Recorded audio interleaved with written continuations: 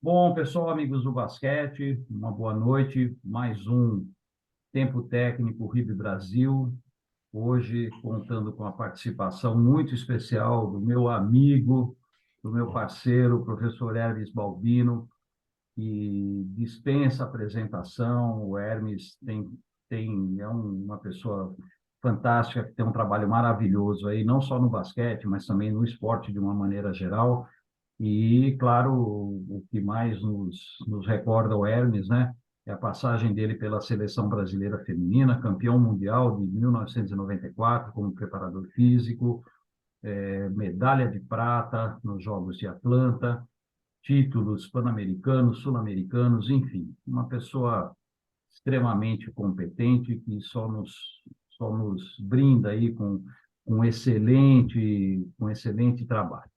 Mas antes da gente começar, eu queria dar duas notícias que são muito importantes para nós todos aqui, né? Porque, afinal de contas, vai impactar diretamente o nosso trabalho na Rede Brasil. Primeiro, eu queria comunicar que a Mônica, que está aqui presente, foi admitida no doutorado da UDESC, Universidade para o Desenvolvimento de Santa Catarina, né? Então, a Mônica realmente também é uma pessoa brilhante, tem feito trabalhos maravilhosos e agora vai, vai alçar voos bem mais altos, né, Mônica? Só que ela vai ter que conviver com uma outra situação que é muito melhor do que doutorado, porque, afinal de contas, a Mônica vai ser mamãe. Ah, que beleza. Olha que legal, né? Foi uma surpresa, hoje eu fiquei sabendo. Então, a Mônica, eu não sei, Mônica, como é que você vai fazer, viu? O doutorado e cuidar do Nem eu, bebê. nem eu. Olha o pavor. Olha, vai ser Obrigada, parada professor. dura, viu? Mas eu tenho certeza, Mônica, que você vai tirar de letra junto com o Alan, né? Isso. E vocês Obrigada, realmente, obrigada, que professor. vocês sejam muito felizes, que esse bebê venha trazer para vocês aí muita felicidade, muita alegria, e eu tenho certeza que vai encher a casa, né? Vai encher a casa de alegria, encher a casa de bagunça, e enfim, mas é para isso que a gente está por aqui, né? Então, Obrigada, Mônica, obrigada. parabéns, e um dia muito legal, né? A gente está recebendo o Hermes e, ao mesmo tempo, tendo essas duas notícias maravilhosas aí, viu? Professor Hermes, agora é com você. Você que manda agora, você que comanda o espetáculo, e eu tenho certeza que todos vamos curtir. Só relembrando, amigos, a Mônica deixou um link do formulário para preenchimento para que vocês possam receber o certificado, tá ok? Então, apesar de tudo, a Mônica continua aqui com a gente, viu? Ela vai segurar as pontas aqui até o oitavo mês, 29 dias, 23 horas e 59 minutos. Que beleza. Isso que é ânimo. Vai estar com bastante energia, né? Para É dois isso aí. aí. Então vamos lá, Hermes, fica à vontade, obrigado mais uma vez. Você é sempre muito solícito, atendendo aí as nossas demandas, né? A gente fica muito feliz com isso, tá? Bom, professor, antes de tudo, é uma alegria receber seus convites, né? Sempre recheados de energia positiva, de muita motivação, de fazer o bem, de premiar a comunidade do basquetebol com os seus movimentos. Agradecer também a vocês da RIB Brasil. O propósito, né, dessa entidade é muito bacana, é muito bonito. A gente percebe hoje, eu estou um pouco mais próximo lá dos trabalhos com o cidadão, com os munícipes, né? Que não é a turma do esporte de competição, mas é a turma da formação. A gente percebe como é importante a presença do professor, que tem um olhar educacional para a sua prática, não somente para aprender a competir, aprender a praticar modalidade esportiva, mas também vivenciar valores humanos dentro da arena de jogo. Eu quero trazer para vocês aqui uma ideia, né, que foi construída ao longo do tempo, incentivada por também outros professores que tratavam dessa temática, que é a questão da inteligência, né? E foi um professor amigo também que me trouxe o conhecimento da teoria das inteligências múltiplas, por onde eu naveguei também por bastante tempo, ainda que atuasse na área do treinamento físico. Então, comecei a integrar alguns elementos que envolviam principalmente situação-problema, as situações de jogo, né, os recortes de jogo. Eu não joguei basquetebol profissionalmente, de maneira competitiva, joguei somente na escola, então eu não tinha essa vivência do jogo quando fui para o ambiente do treino. E eu observei muito, estudei muito, escutei muitas pessoas para tentar compreender um pouquinho do jogo e contribuir com as atletas, né? Trabalhei muito tempo com basquetebol feminino, para que elas pudessem usufruir das nossas práticas, além do desenvolvimento das capacidades físicas ou biomotoras, como alguns preferem, que também pudessem ter o desenvolvimento, né, das percepções que o jogo do basquete traz. O jogo do basquete é muito rico, eu diria que é uma das modalidades mais complexas que existem dentro dos jogos esportivos coletivos, das modalidades esportivas de competição, que são coletivas, e que nós pudéssemos elevar o nível de compreensão de jogo, né? Eu tive a felicidade de trabalhar com técnicos sensacionais que também buscavam esse tipo de percepção, né? Nós atuávamos com as comissões de seleções nacionais em competições internacionais e exige, obviamente, uma resposta mais avançada, mais complexa, mais profunda de jogo, de conduta, de preparação e uma série de coisas.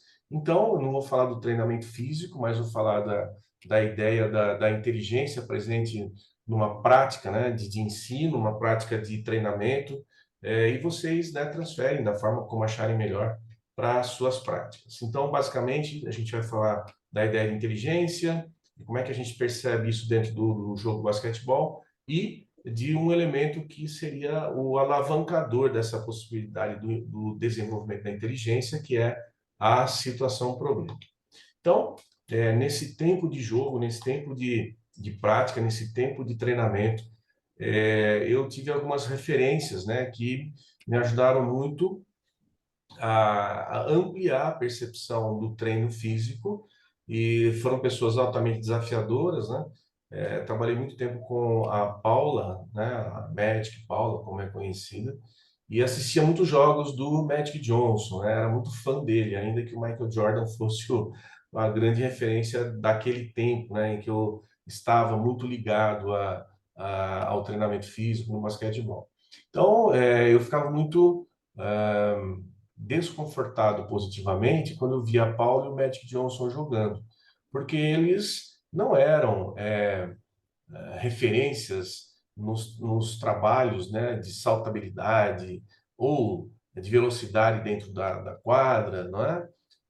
Não dá para comparar, por exemplo, a rapidez dos movimentos que a Paula tinha com a Hortência, por exemplo, nem o Magic Johnson com o Michael Jordan, mas a inteligência dessas pessoas jogando era algo incrivelmente belo, antes de tudo, né? Então, para quem admira a estética do jogo de basquetebol, eu creio que a Paula e o Magic Johnson foram grandes exemplos, né, dessa estética de jogo e, obviamente, dentro de uma ideia de efetividade, produtividade, da compreensão de jogo, de encantar a equipe, né, de ligar os pontos com a Paula com as suas colegas, o Magic Johnson com os seus companheiros. E sempre lembrando que se eles chegaram nesse nível, é porque eles passaram por um outro nível, que foi da aprendizagem, da iniciação. Nunca podemos nos esquecer disso. E cada um, obviamente, teve o seu momento e algo despertou neles, né, para poderem perceber o jogo de forma diferenciada, né? Para a gente poder olhar um pouco para a modalidade, eu creio que essa é a riqueza da gente lidar com o princípio, com o conceito, né, da inteligência, antes de tudo entender o jogo do basquete mediante alguns apontamentos, né, entender que o basquete é uma modalidade de jogo esportivo, coletivo, de cooperação e oposição entre equipes, né? As jogadores operam conjuntamente e se opõem como equipes, atuam numa a ideia de comportar-se no espaço compartilhado, né? Então, um time pode invadir o espaço do outro, né? Ocupar o garrafão do outro e assim sucessivamente, diferentemente do que é o voleibol, do que é o tênis, do que é o badminton, o tênis de mesa, né? Em que não pode haver invasão do espaço adversário, né? Atuam simultaneamente ou individualmente sobre o objeto do jogo, o desejo, né, do jogo, que é a bola, né? Então, tem como referência nas suas movimentações a bola, tem como objetivo a finalização ao alvo, então se mexem, se movimentam para isso. A finalidade da posse de bola é finalizar ao alvo. Os times compõem-se em sistemas de ofensiva quando tem a posse de bola e defensiva quando deixam de ter a posse de bola e buscam recuperá-la, né? É um jogo ditado por regras, né? E o jogo do basquete foi muito premiado pela evolução constante dessa percepção da regra sendo um elemento que infere diretamente no jogo, deixa o jogo mais emocionante, né? A cada tempo que passa, cada reformulação é sempre uma dúvida a mais para saber quem vai ser o vencedor, e isso prende a atenção das pessoas, obviamente. Então, é um jogo emocionante na sua concepção, inteligentemente emocionante, né? Os times atuam no terreno, no espaço de jogo. Existe um árbitro, né, que espera-se que ele conheça bem as regras, normalmente conhecem, e existem árbitros que têm uma conduta que é bem bacana, né, que principalmente na iniciação e formação buscam ter uma atuação mais pedagógica quando estão com as crianças, com os jovens, enfim, né, até para ensiná-los a se comportar adequadamente dentro da quadra, né, e muitas vezes quem está jogando às vezes desconhece algumas regras, né? E é um jogo que é organizado por instituições, né? Nós temos a Federação Paulista, a Confederação Brasileira, Sul-Americana, e nós temos a Federação Internacional de Basquetebol. Agora, para entender um pouquinho mais do jogo, né, nessa perspectiva de trazer a ideia de inteligência para dentro do jogo, é muito importante caracterizá-lo, né, mediante essa perspectiva de identificá-lo com esse recheio das estratégias avançadas que podem ser utilizadas para compreender mais profundamente o jogo do basquete. Então, olha só, é indiscutível que o jogo, por si só, ele é composto por um elemento, né, norteado por um elemento chamado imprevisibilidade. Então, por mais que as pessoas memorizem, decorem movimentações, o jogo ele vai lançar quem joga para o aleatório e para o imprevisível, diante de possíveis previsíveis, né? Então, muitas vezes, algumas movimentações elas têm um padrão, têm uma estrutura, mas na cirurgia da observação nós vamos perceber que existem muitas situações, problemas que ocorrem constantemente no jogo do basquete. É um jogo que exige inteligência, a gente sabe disso, tem esse movimento da cooperação e oposição, agora de uma forma diferenciada, ou seja, os times se dividem lá, é um exemplo aqui da pranchetinha, o amarelo e o azul, né? O amarelo opera conjuntamente para poder suplantar as dificuldades que a equipe azul vai colocar para o amarelo quando está com a bola. Então, nós temos os sistemas de oposição que vão constantemente provocar entre si situações, problemas. É um jogo de perguntas e respostas, é um jogo em que constantemente um time desafia o outro. Então, nós precisamos, antes de tudo, esperar por nada e estar preparado para tudo, né? É isso que o treino faz. Então, o treino, muitas vezes, ele desconstrói a perspectiva da certeza de que algo vai acontecer no jogo. Então, nós podemos surpreender constantemente no jogo de basquetebol, né? Pelas movimentações, pela conduta dos jogadores, das jogadoras, e também, obviamente, pelo rumo que o jogo toma, né? Muitas vezes o jogo ele tem N alterações de intensidade desde o seu início até o seu final. Então, tempo, espaço e emoção percorrem o jogo do basquetebol, né? As regras, elas são construídas para deixar o jogo cada vez mais emocionante, cada vez mais duvidoso em relação ao seu vencedor, né? Isso nos atrai, né? Como é gostoso assistir um jogo de basquetebol, né? A gente fica lá preso por muito tempo, né? Tentando identificar quais são as possibilidades que vão ocorrer ali, e o jogo constantemente nos surpreende. Pensando nisso, né? Até estou lembrando um pouquinho aqui de uma fala desse menino, o Jokic, né? Que foi recentemente o campeão da NBA. Ele fala sobre os jogos entre subsistemas, né? Para ele, o basquete é muito 1 contra 1, 2 contra 2 e no máximo 3 contra 3, né? Para ele, que vê talvez de uma forma mais observadora da altura em que ele está no jogo, mas é muito interessante essa percepção dele, né, sobre as construções das relações entre quem joga. Então, muitas vezes, esses subsistemas, eles comandam o jogo constantemente, né? A gente referencia em muitos as nomenclaturas dos sistemas, né? Nós lembramos, por exemplo, lá do famoso triângulo, né, do Chicago Bulls, né? É uma forma geométrica que é composta por três elementos que são instáveis na sua composição, mas que buscam se referenciar constantemente para as suas movimentações, né? Então, o jogador, ele precisa, a jogadora precisa sentir-se funcionando para a equipe. Então, isso é fundamental, né? Isso é que dá a vontade das pessoas participarem cada vez mais do jogo e valoriza muito o participante do jogo que não está com a bola na mão, mas tem uma participação essencial e fundamental.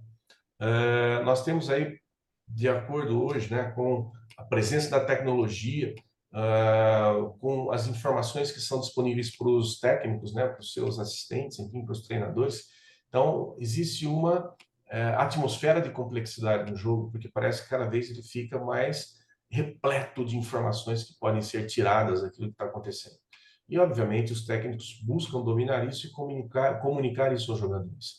Isso deixa o jogo, obviamente, dentro de um nível altíssimo de busca de elaboração processual dessas informações, né? O que provoca, obviamente, uma atenção constante em quem joga e em quem assiste, né? Pelas variações possíveis dentro do jogo. Então, a partir disso, a gente pode pensar que o jogo traz para a gente, né, essa demanda, que são as múltiplas competências para jogar, né? E daí vem a ideia de trazer esse pano de fundo das inteligências múltiplas a partir já, quem sabe, da formação esportiva e não só do nível competitivo, né? Então, a partir disso a gente percebe que existe uma perspectiva de sistema em funcionamento no jogo, né? Então, essa visão que premia as relações em jogo, tanto de quem ensina como de quem aprende, de quem está ajudando, assistindo, né, o treinador, o técnico, tudo isso compõe-se no que eu chamo de fenômeno pedagógico, né? Desde que a gente entenda que o basquetebol ele pode nos ensinar algo, ele ensina algo para quem está jogando e aprendendo. Então, dentro dessa ideia de fenômeno, nós temos ali o processo complexo e especializado de ciência que dá fundamento, embasa a vivência dessas práticas, né? Que, obviamente, vai trazer essa possibilidade de estimular, desafiar as múltiplas competências das pessoas que estão treinando, jogando, aprendendo, e compondo, assim, esse processo como um processo de ensino e aprendizagem, né? Então, tem quem busca ensinar e quem está dentro de uma perspectiva de poder aprender. E assim essas pessoas poderão viver experiências organizadas, isso é fundamental. Então nós temos um corpo teórico, né? Nós temos um processo de ciência que organiza essas práticas, né? Então elas não acontecem, rola a bola lá e deixa jogar, vamos jogar só o joguinho. Mas precisamos fazer leituras, né, dessa prática para saber o que nós podemos transmitir a essas pessoas que estão participando do ambiente de ensino-aprendizagem com o basquetebol. E assim podemos buscar o desenvolvimento amplo, profundo, né, integral das pessoas que estão ali dentro desse lugar de práticas, né? Então, sigamos aqui.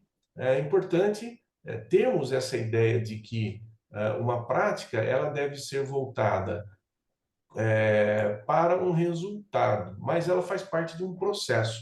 Então, o resultado não é o resultado de um jogo, né? Não é o resultado final. A gente vai fazer lá um pequeno coletivo no final, 5 contra 5, né? E vamos querer saber se as pessoas aprenderam através do resultado numérico do jogo. Absolutamente, né? Na iniciação em formação, acreditamos que a perspectiva é outra, mas nós devemos olhar sempre para esse desenho aqui, para o estado atual, né? O que nós temos ali à nossa frente dessas pessoas que querem aprender conosco, né? E como que nós podemos contribuir para um estado desejado, ou seja, como é que a gente quer perceber essas pessoas ao final de uma prática, ao final de uma semana, ao final do mês, né? Como que a gente vai desenhar esse pontinho aqui do estado atual até o estado desejado? Através das técnicas diversas de ensino-aprendizagem, através de estratégias, através de ações, através da comunicação, através do desenho, né? Não só do desenho com uma caneta na prancheta, mas de um desenho mental do que nós desejamos para quem quer aprender conosco ou permitirmos-nos a aprender junto com essas pessoas que querem aprender conosco, né? Então, nós temos aqui uma outra movimentação para essa ideia, que é exatamente olhar para o atleta, né? Ou para o aprendiz, né? Como uma pessoa de tudo, né? Então, quem vem aprender conosco não vem pronto, né? A gente não vai tentar descobrir talento, né? Essa não é a função da iniciação em formação. O talento por si só ele vai surgir, né? Através da prática constante, sistematizada, organizada, né? E nós poderemos premiar todas as pessoas que estão ali naquele ambiente. Então, o aluno, a aluno, o atleta são, antes de tudo, um aprendiz, né? E esse aprendiz, ele nos comunica uma ideia de sistema em funcionamento, um sistema organísmico, né? Que busca superar-se constantemente. Então, o aprendizado de um fundamento, né? A vivência de uma capacidade física, pode trazer, com certeza, um sentido de superação para quem está nesse ambiente. E não só a superação biológica, né? Nesses referenciais que a fisiologia, a anatomia vão nos comunicar, mas também na perspectiva humana, né? Na perspectiva dos relacionamentos, do contato, dos desafios que são, às vezes, do mundo interno de cada um. Então, cada pessoa, quando vem para esse ambiente de ensino-aprendizagem, apresenta internamente, né, para si mesmo e para quem está ensinando e aprendendo no seu ambiente, um potencial de crescimento e desenvolvimento. Então, nós, fazendo parte desse ambiente de aprendizagem, somos responsáveis por organizar de forma estruturada as práticas que permitam isso. O crescimento e desenvolvimento saudável de quem está nessa arena de jogo, né? Nessa arena de ensinar e aprender. Muito bem. Então, nós temos alguns pressupostos, alguns princípios que vão nos orientar, né, sobre essa percepção de pessoa, sobre a concepção de pessoa, a concepção da criança e do jovem que estão conosco. Então, nós possuímos, né, todos os recursos de que necessitamos para solucionar problemas. Então, os recursos cognitivos estão presentes em cada um. Nós precisamos trabalhar para desafiá-los e estimulá-los. As soluções, né, que essas pessoas apresentam são possíveis no nível adequado de compreensão para cada um, né? Então, cada um, às vezes, dentro da sua própria história de vida, passou por situações em que pôde ter um repertório, né, de competências cognitivas mais desenvolvidas, talvez, e outras, talvez, um pouco menos, mas nós não podemos deixar de oferecer a essas pessoas as chances iguais, né? Óbvio, de acordo com a cultura de uma cidade, a cultura de um bairro, muitas vezes as pessoas são premiadas diferentemente sobre oportunidades de vida, né? Sejam elas quais forem. Então, nós precisamos detectar qual é esse nível de compreensão em que as pessoas que estão conosco se expressam constantemente. Então, a resposta que cada pessoa dá é a experiência percebida e não a realidade em si, né? Então, se nós formos pensar que cada um contém dentro de si uma maneira de perceber o mundo, cada um responde diferentemente aos desafios. Só perceber, né, quando a gente comunica verbalmente uma mesma ideia para um grupo e a gente pede para as pessoas agirem de acordo com o que foi comunicado, como são diferentes as compreensões e as ações que expressam uma forma de compreensão, né? Cada pessoa faz o melhor que pode de acordo com os recursos disponíveis no momento. Como nós falamos anteriormente, o basquetebol é um jogo que tem um conteúdo emocional incrível. E a gente sabe que a emoção distorce a percepção, não é? Então, as pessoas, ainda que tenham um grande rol de competências cognitivas, a emoção vai aparecer para distorcer as percepções, para omitir elementos importantes na compreensão do que está acontecendo, muitas vezes para generalizar situações, né? Então aconteceu isso no treino, deve acontecer isso aqui no jogo também, o que obviamente fere aquele elemento norteador que é o da imprevisibilidade, da aleatoriedade, né? As pessoas possuem sim potencial de aprendizagem, como nós falamos anteriormente, e funcionam de acordo com as estratégias construídas na sua experiência de vida. Então imagina só, a importância que cada um tem aqui por desenhar, arquitetar, elaborar treinamentos que desafiem essas pessoas para que elas constantemente tenham cada vez mais experiências mais ricas para colocar nesse repertório aí de experiências vividas. E, enfim, resumindo, todos nós percebemos o mundo pelos sentidos, né? Ou seja, aqueles 5 famosos sentidos, né? Do ouvir, do ver, do sentir pelo tato, olfato, paladar, é o que permite que nós nos comuniquemos com o mundo e, obviamente, nós podemos usar da visão, da audição, de formas diferentes de percepção corporal, de sinestesia, para elaborar diferentes formas de ensinar e de aprender. Então, o essencial nisso tudo, turma, é constituir um ambiente de respeito e consideração da pessoa. Então, se nós queremos trazer práticas fantásticas, né, nós não devemos, não podemos absolutamente trazer um contexto que vá ferir, não é, a percepção do eu que cada um tem. Né? A gente quer fazer o contrário. A gente quer elevar, não é, o autoconceito dessas pessoas que estão aprendendo conosco. Então, o exercício desses princípios que nós começamos a trazer aqui requer um contexto de relações humanas positivas, favoráveis à conservação e valorização e, obviamente, o desenvolvimento, o crescimento dessa percepção de eu, né? Isto é, requer relações desprovidas de ameaça ou de desafio à concepção que uma pessoa faz de si mesma, né? Então, obviamente, aqui as famosas punições, né, da turma aí para dentro do jogo, elas são muito questionáveis, né? Porque elas muitas vezes ferem essa percepção que as pessoas têm delas mesmas. Então, a nossa missão é essa aqui, ó, provocar a constituição do ambiente nutridor da pessoa.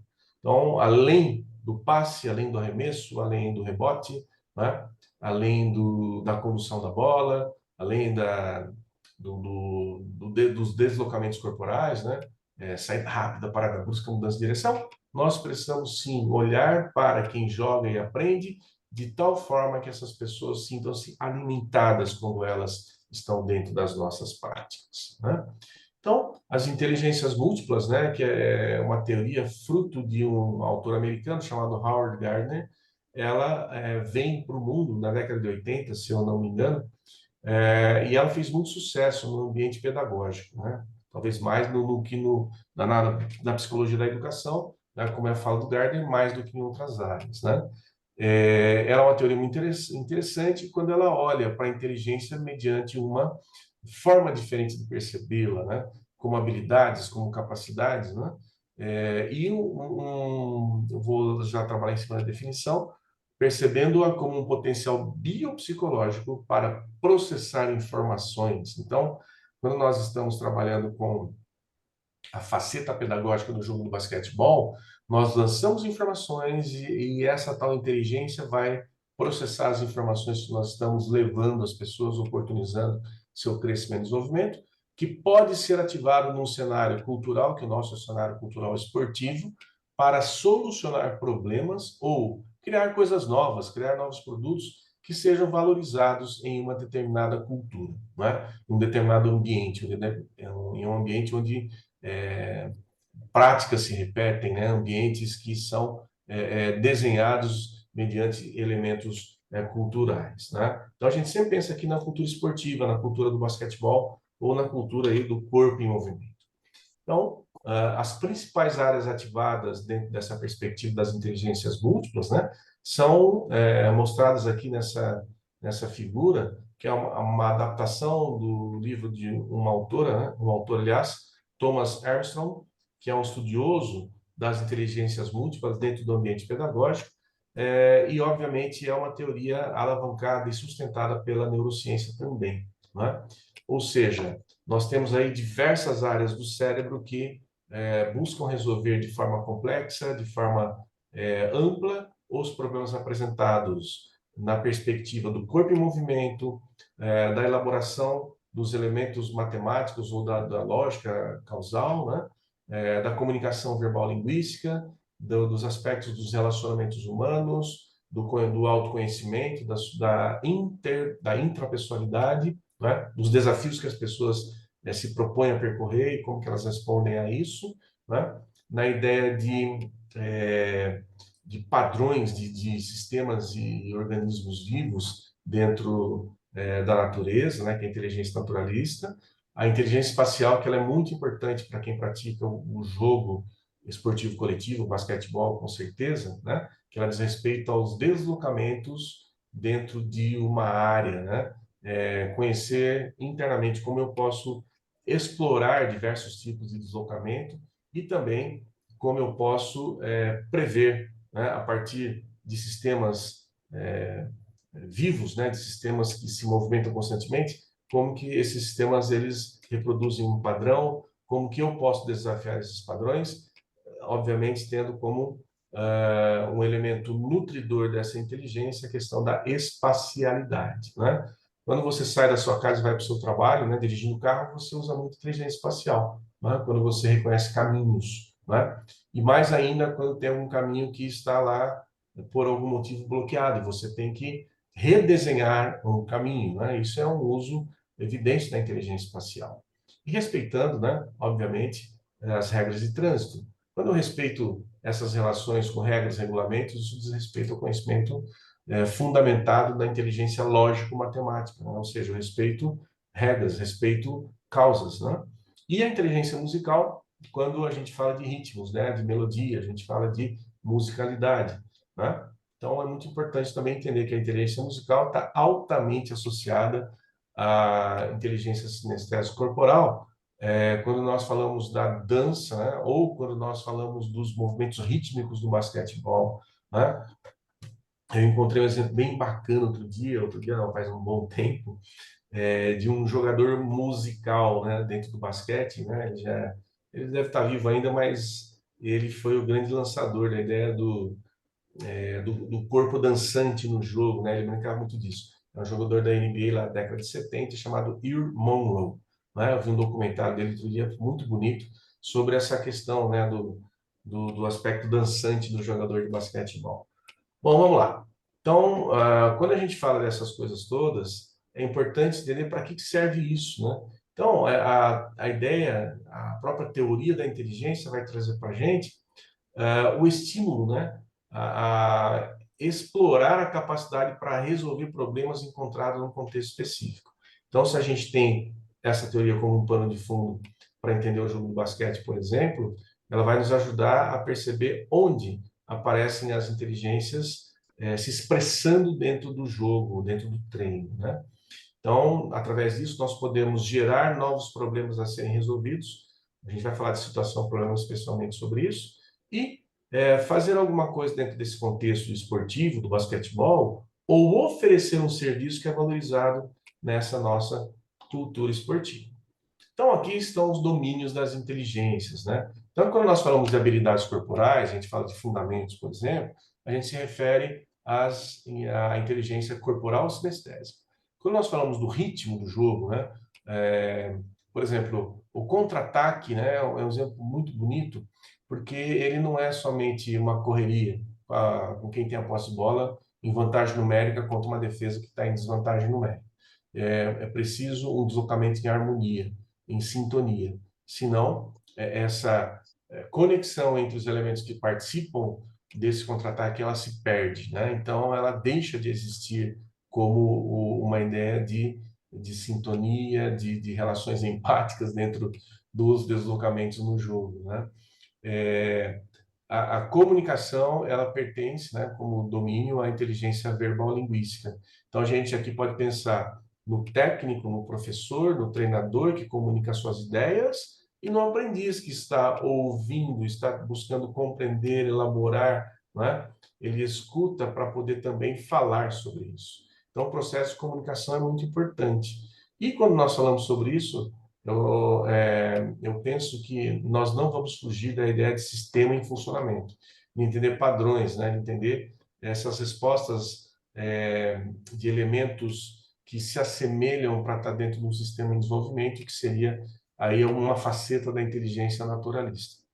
A ideia de tática, a ideia de estratégia, a ideia, né, que vocês comunicam, né, que a gente busca comunicar lá na pranchetinha quando faz os desenhos, né, dos deslocamentos, quando a gente faz lá o desenho dos sistemas defensivos contra uma determinada ofensiva, nós estamos utilizando a inteligência espacial. ela é muito importante para entender a tática. Principalmente quando, né, as pessoas buscam se deslocar no espaço imaginado, né? Os armadores fazem muito isso, né? Eles olham para o jogo e imaginam como é que a gente pode se movimentar aqui para ter aqui um processo de finalização adequado. A inteligência intrapessoal, ela diz respeito diretamente ao sentido de superação que cada um tem dentro do jogo, né? Dentro do treino, dentro das práticas. Então, como que eu posso ir melhor amanhã dentro dessa perspectiva do que eu fiz hoje, né? Esse mergulho dentro de uma coisa que ainda era desconhecida para mim, me traz um sentido de eu fui lá e venci essa coisa que era para mim anônima ainda, né? Então, esse sentido de superação, ele alimenta, com certeza, as pessoas quando jogam. E também a superação em relação à presença de emoção.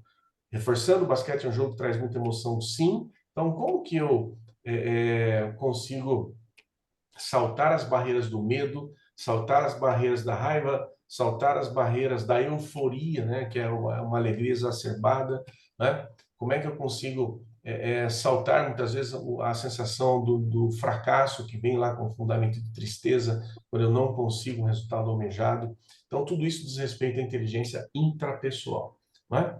A inteligência lógico-matemática, ela diz respeito muito a essa noção de causa e efeito que a gente tem no jogo. A regra traz muito isso. Então, quando eu compreendo uma regra, eu busco me movimentar a partir desta referência. Então, ela é a causa, muitas vezes, de alguns fundamentos terem aparecido, algumas formas de elaborar-se as estratégias, as táticas, enfim, mas o seu conhecimento é fundamental, né? Entender os princípios de jogo, por exemplo, estão muito conectados a uma questão da lógica do jogo, né? Por que eu devo atacar dessa forma contra tal defensiva? Obviamente, uma relação de lógica de causa e efeito. E, por último, a inteligência interpessoal, né, que diz respeito às relações pessoais que se estabelecem dentro de um campo de treino, um campo de jogo, né? Então, as conexões entre as pessoas do time, a famosa união, né? O famoso sentido de conexão, né? A gente fala muito sobre as pessoas estarem conectadas hoje, mas como é que elas se conectam? Por uma razão de similitude, né? Busca-se, né, constantemente um pensamento semelhante entre as pessoas que estão jogando, como se elas se conhecessem, elas se percebessem constantemente para poder jogar melhor. Então, essas relações pessoais, interpessoais, elas com certeza fortalecem o sentido de time, de equipe. Muito bem. Quais seriam os pontos-chave da teoria das inteligências múltiplas? Um deles é: toda pessoa possui todas as 8 inteligências. Então, dessa turminha que está chegando lá com você, que se interessa por treinar e fazer as práticas, né? Essa turma toda lá, né, tem nos seus membros, né, no seu grupo, né, pessoas que possuem todas as 8 inteligências, né? Então, a maioria dessas pessoas pode desenvolver cada inteligência num nível adequado de competência. Então, tem muitas pessoas, às vezes, que elas têm um trauma, né, em relação a uma inteligência qualquer, elas se afastam da expressão daquela inteligência. Mas a maioria delas pode desenvolver essa inteligência, seja ela qual for, num nível adequado de competência. As inteligências, como a gente viu numa figura esquemática anterior, normalmente funcionam juntas de maneira complexa, né? Então, não existe momento nenhum que somente uma inteligência se expressa, né? Corpo em movimento. Minimamente você tem inteligência corporal sinestésica, você tem inteligência, está batendo a bola, tem inteligência que envolve o ritmo, que é a inteligência musical, né? Tem as linhas nessa quadra aí que a gente está vendo na primeira figurinha, compreender por onde eu posso me movimentar e a inteligência espacial, né? Quando o professor coloca aqueles coninhos lá que estão na mão dele, para que as crianças tenham como referência, esse deslocamento é da inteligência espacial. Então, gente, olha só, compreendeu o que o professor falou, né? Inteligência verbal linguística. Então, constantemente as inteligências funcionam juntas para que as pessoas possam vencer os seus desafios. E existem muitas maneiras de ser inteligente em cada categoria, né? Então, não é porque alguém, por exemplo, tem uma grande habilidade numa modalidade coletiva ou individual, né, no atletismo ou mesmo no basquete, que ela vai ter um desempenho excepcional no outro tipo de modalidade, né? Possivelmente não, né? Ela teve lá uma série de coincidências felizes que permitiram que ela praticasse bem o basquetebol, mas nada obriga que ela seja uma boa jogadora de voleibol, de futebol, etc. Tudo bem? Então, legal. Tem um princípio aqui fundamental. Então, quando a gente traz todos esses conjuntos, né, teóricos, enfim, tem aqui um princípiozinho ele é o alavancador disso aqui, né? Que é um princípio do treinamento esportivo chamado princípio da adaptação. Olha que riqueza. Esse tal fenômeno da adaptação é uma reorganização constante, dinâmica e funcional do organismo diante de exigências que desorganizam a estabilidade de uma estrutura. Então, quando eu estou adaptado a algum tipo de fundamento, algum tipo de estratégia, algum tipo de tática, algum tipo de exercício que eu sei fazer bem, né? Eu vou lá e repito aquilo, repito aquilo, repito aquilo, mas quando eu começo a entrar em fadiga, né, de tanto repetir aquilo, eu começo a exigir do meu corpo uma adaptação diferenciada. Se eu coloco um elemento lá, um desafio, um deslocamento diferente, se eu coloco uma tarefa diferente, né? Um arremesso diferente, mais distante do cesto, que não existia antes, também passarei por uma reorganização da minha percepção em relação à minha tarefa. Então, constantemente, nós passamos por esse ciclo aqui, de um estado adaptado que se remete à organização do próprio organismo, quando a gente pensa no físico, mental, emocional, social e espiritual. Se eu, através de um elemento desafiador, eu quebro esse fenômeno da adaptação, ou seja, coloco um salto, 2 saltos, ou uma corrida diferente, uma velocidade, coloco lá um passe, um arremesso, um possível rebote na sequência. Então, tudo isso vai me fazer passar pela quebra do estado adaptado. Olha que riqueza.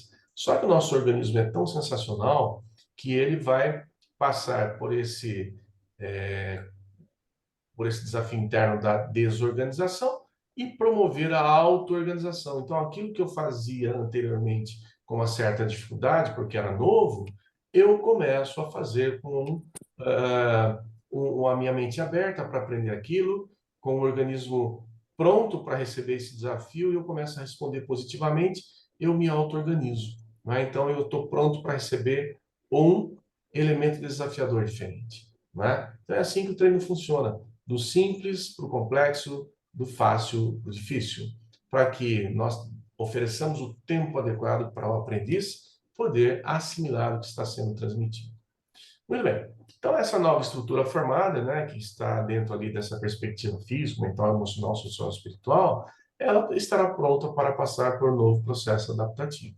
Se a gente percebe que existe uma certa dificuldade em expressar-se livre e espontaneamente dentro de um desafio proposto, várias vezes praticado, nós devemos ter paciência para passar um novo desafio, até que os aprendizes, as aprendizes possam vivenciar esse princípio da adaptação.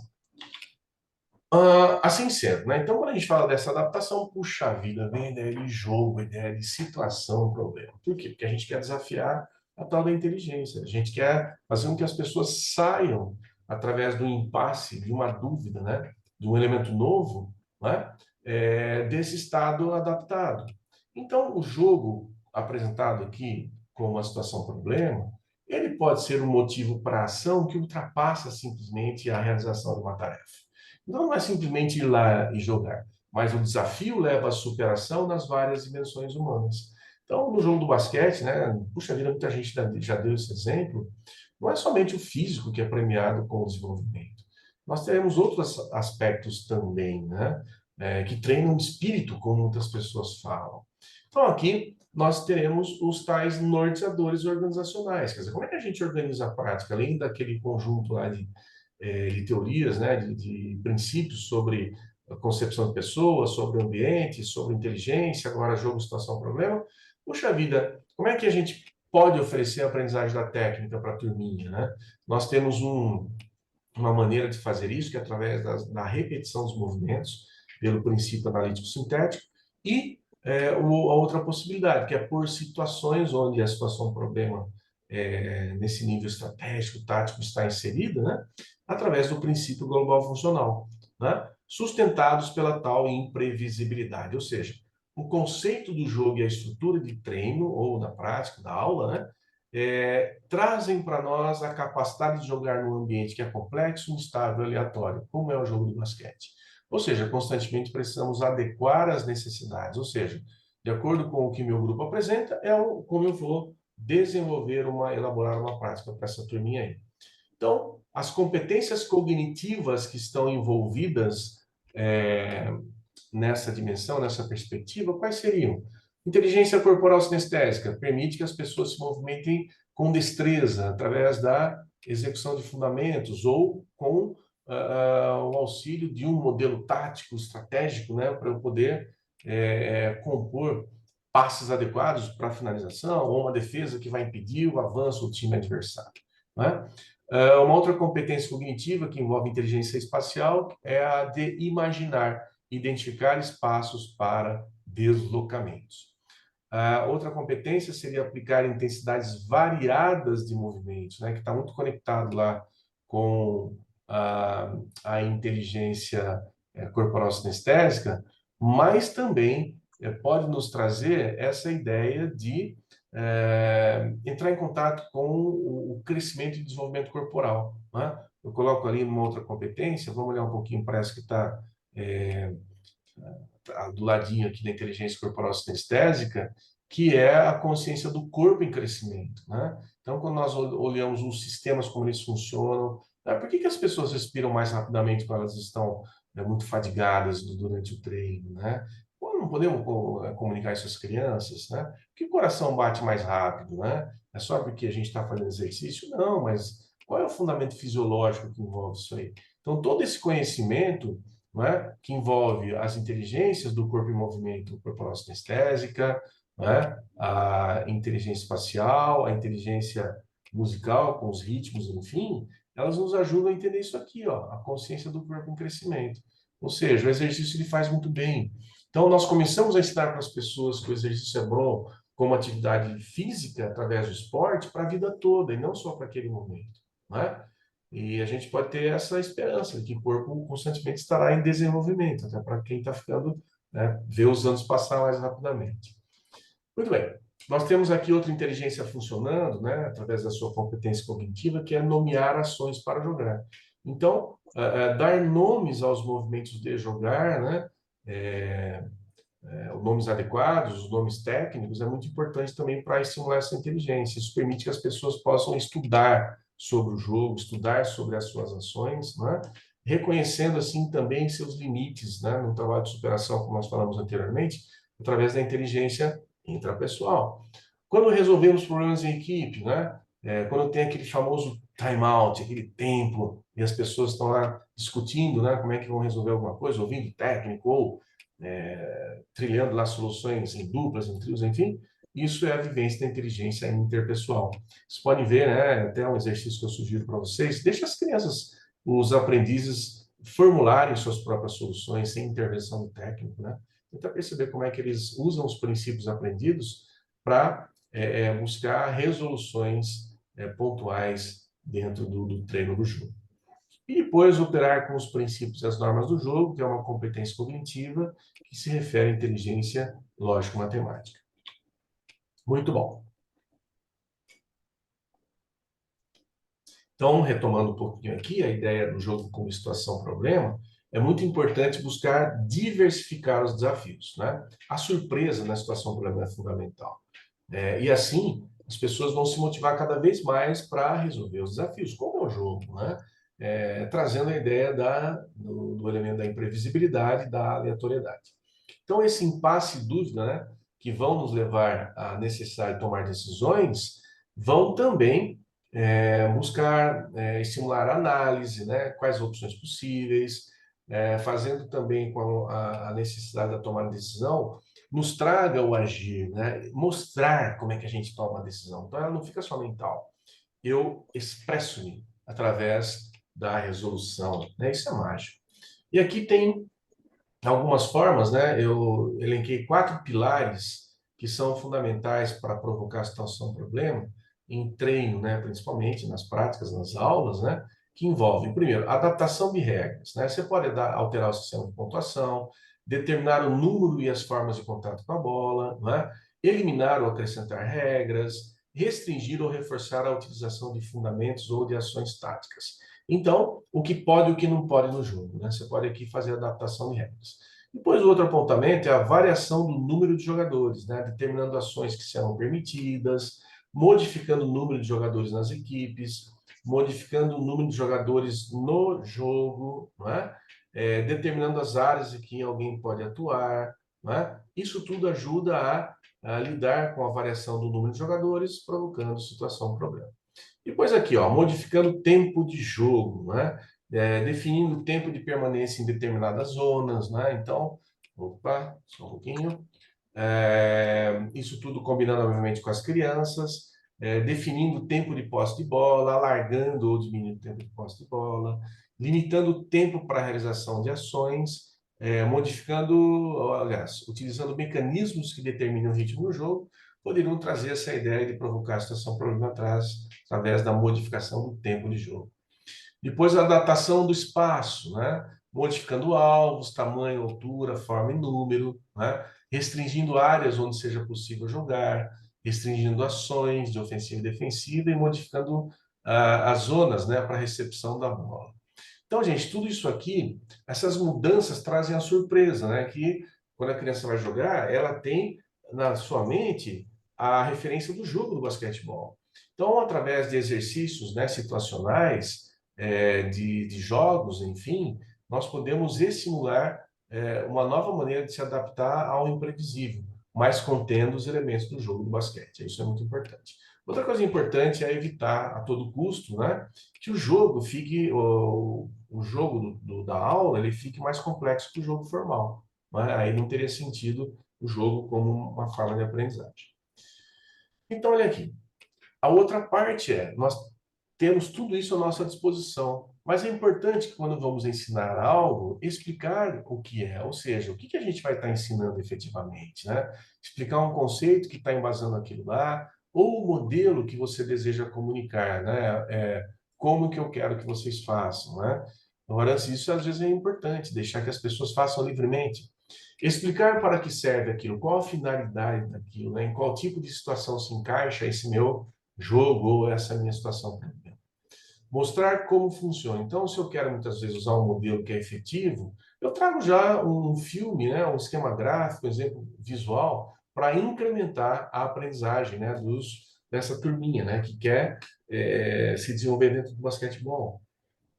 Nós podemos também praticar na forma de situação problema como colocamos, exercitando uma atividade a ser compreendida que exige, né, obviamente, a operação cognitiva, resolvendo o problema ou criando algo novo, contemplando a definição das inteligências múltiplas.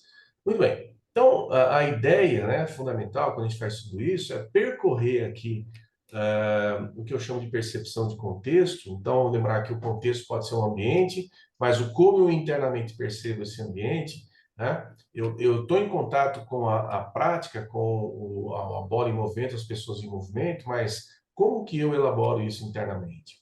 Então, é muito importante que vocês comuniquem os princípios que envolvem a ação, né, que vocês estão desenhando com a turma, né, com a criança ou com o jovem adolescente, com adultos também. Quando essas pessoas percebem princípios, né, elas começam a criar orientadores internos de suas ações. Assim sendo, quando nós vamos para o exercício, existem mais pessoas praticando, nós começamos a perceber uma forma, até geométrica muitas vezes, né, dos sistemas que estão em deslocamento, em composição e que se organizam para atacar ou defender. Né? Quando essa turma faz isso, eles começam a se deslocar, começam a se movimentar, é importante que elas descrevam, muitas vezes verbalmente, o que elas percebem. Ok? Então, para isso exige, às vezes, um tempo dentro da aula do treino. Então, vamos parar aqui para a gente descrever o que nós estamos percebendo aqui. Então, quanto mais contato vocês tiverem com a elaboração, né, interna, com o mundo cognitivo das crianças, melhor. Né? Então, aí a gente começa a ligar os pontos, descrevendo o que eu percebo, ligo pontos. Então, eu preciso identificar onde as pessoas estão, em quais posições, né? Onde eu estou em relação a elas, onde eu me referencio em relação a elas, né? Como que eu percebo que a nossa ofensiva atua contra a defensiva adversária, ou o contrário. Então, eu começo a desenvolver não só a minha percepção no sistema, mas como é que o sistema se movimenta conjuntamente. ok? Fazendo isso, outro passo, anotar ou desenhar o esquema, né, que as pessoas estão percorrendo.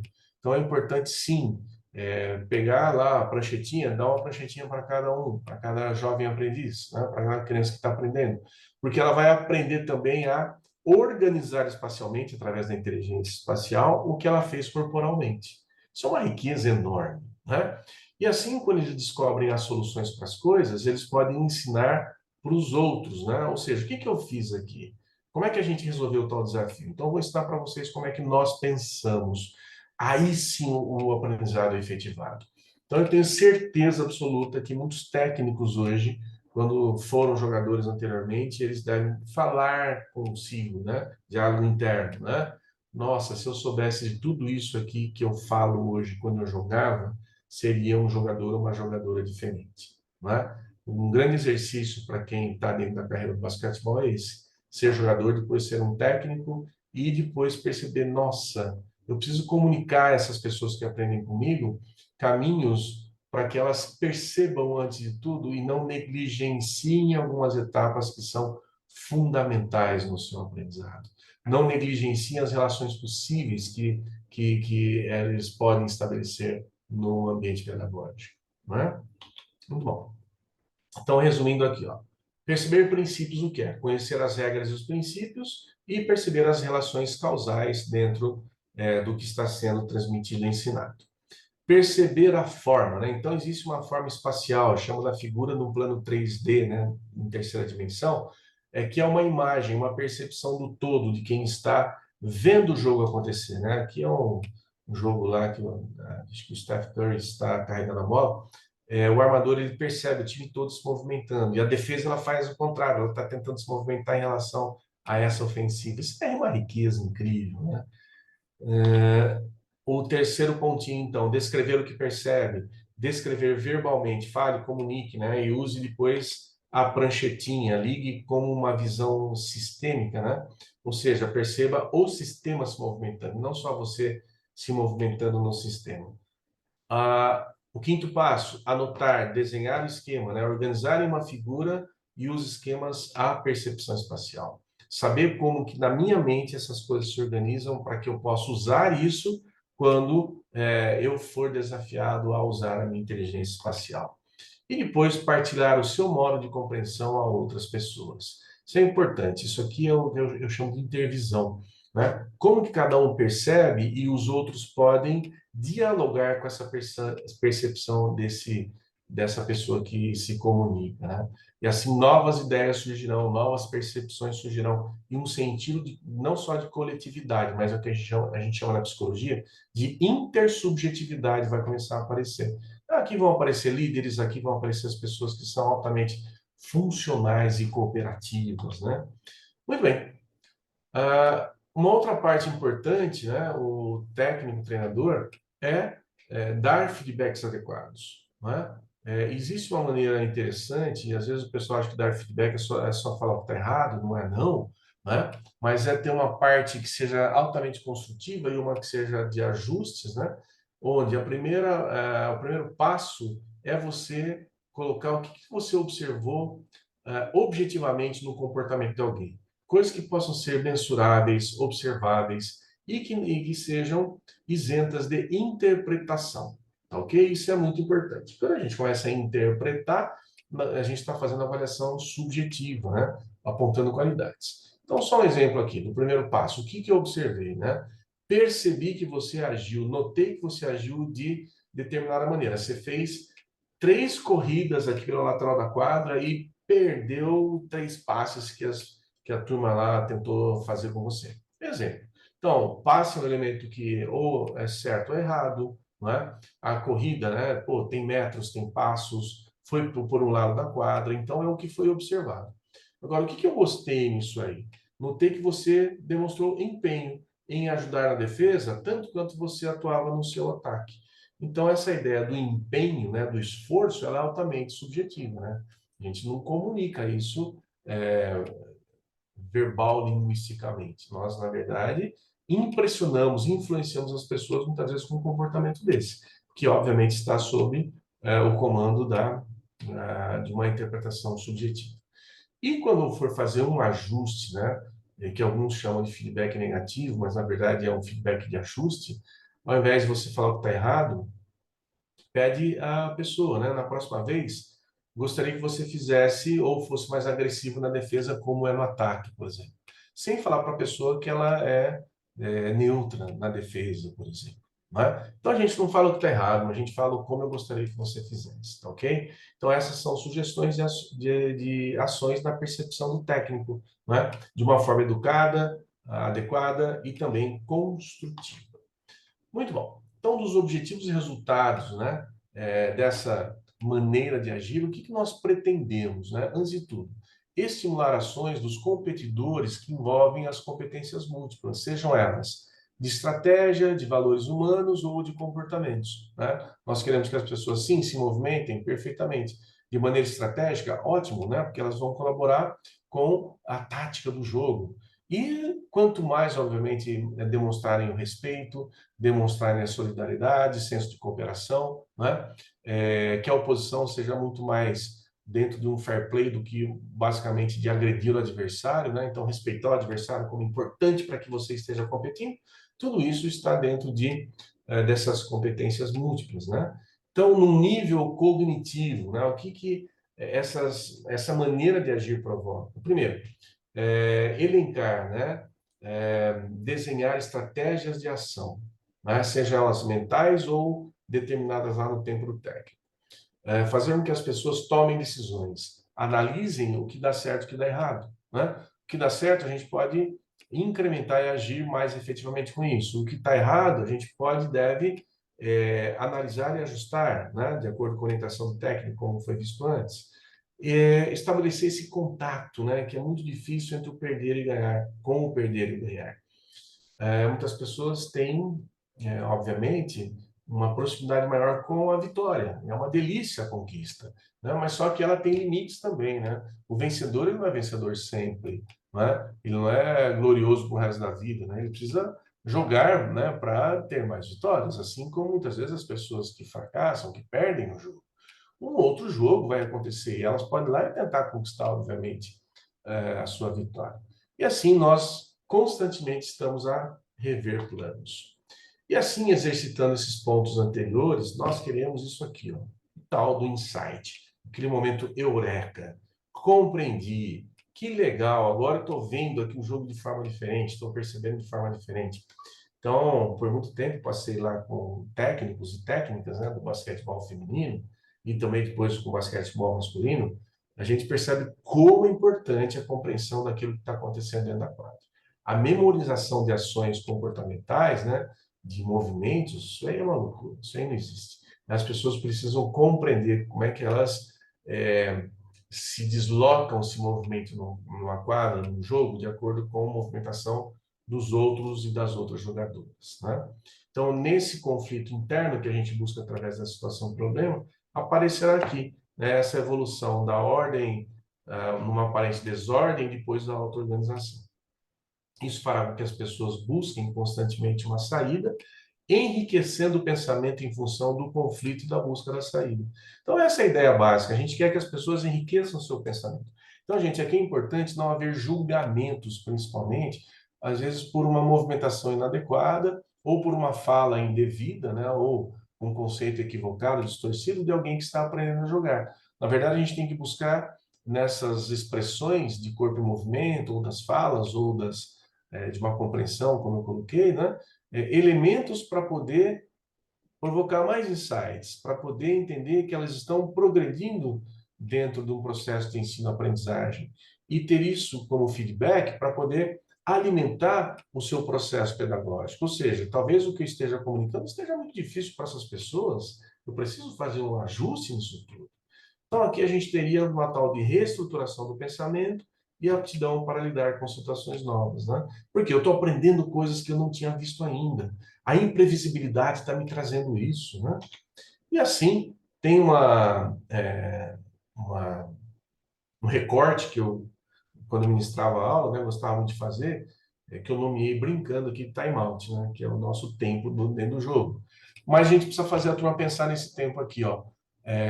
quando eles estão se desenhando lá nos movimentos, não, o que eles querem, na verdade? Então, eles precisam se perguntar, o que nós queremos? Qual que é o objetivo dessa tarefa, desse exercício, desse jogo?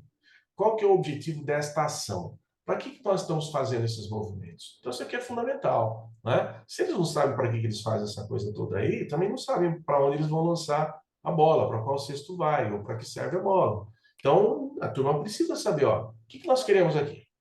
Agora, quando a gente quer alguma coisa e não está dando certo, precisamos perguntar o que nos impede de conseguirmos o que queremos, que é uma análise. Ou seja, qual que é o problema aqui? Né? O que nos impede da gente chegar até onde a gente deseja? Como podemos solucionar isso? Que é a busca pela solução. Então, esse recorte ele tem que ser muito rápido, porque aqui tem um perigo. Quando a gente sabe o que quer e tem algo que impede, a gente vai, às vezes, buscar culpados para isso. Ah, professor, você não me ensinou isso. Ah, o fulano ali que está lento. Né? Ou a fulano ali que não está correndo adequadamente. Então, nós devemos pular rapidamente para o como podemos solucionar isso. E aí a gente vai para aqueles feedbacks lá, o que eu estou fazendo bem feito, eu reforço, tem algum ajuste, eu posso, entre lá os amigos, os colegas, né, identificar, né, o que a gente precisa movimentar de forma diferente para atingir o nosso objetivo, né? E o que mais nós podemos fazer além disso? Então, essa é a parte criativa do grupo, né? Aqui é importante que eles se expressem também livremente, né? E o que faremos então, né? Então, vamos tomar decisão. Ok, tem bastante ideia aqui, mas, objetivamente, o que nós vamos fazer? Né? E com a decisão tomada é importante agir, né? Se expressar. Agora vamos testar, para ver se o que nós pensamos aqui foi certo, ou foi adequado. Então, para concretizar a aprendizagem, depois ensina para os outros como é que vocês pensaram. O que vocês percorreram ali, né? Quando a gente fez o time-out, né? E aí a turma foi e tentou lá se resolver. Então, reforço. Esse tempo, né? Essa abertura que a gente faz nas práticas, elas são importantíssimas para identificar como as pessoas estão compreendendo o que elas estão fazendo. Então, é importante, muitas vezes, observar, ver e escutar. O Gardner ele deu um alerta, né? Pô, é bacana aprender? É muito legal. Né? Então, nós temos os tais ativadores de inteligências. Então, um ambiente gostoso, bacana, que ele reforça o eu do sujeito, né? Ou da menina ou do menino. Tudo isso é muito importante para ativar inteligências, né?